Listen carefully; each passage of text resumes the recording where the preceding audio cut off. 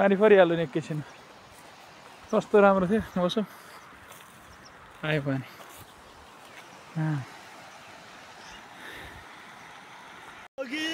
यस्तै हो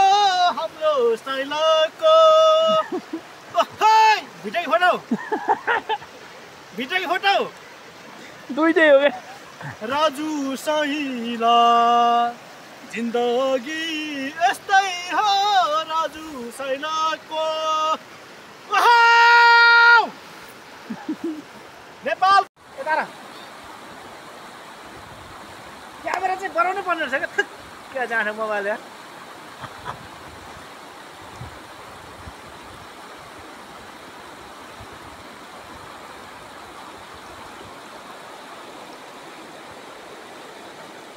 गाउँ बेसीमा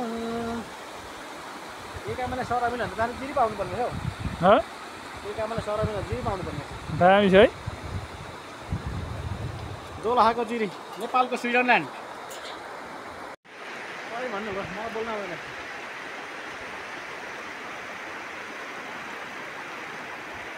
हेलो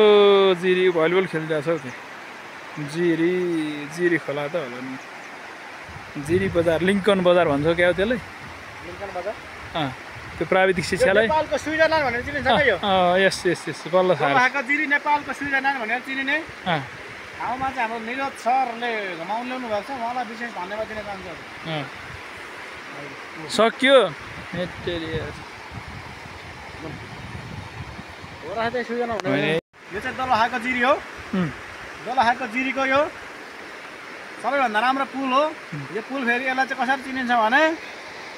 के भन्ने अब यता हेरेर भन्नु न ए थाहा भयो भने चाहिँ भिडियो हटाइदिनु भिडियो पो रहेछ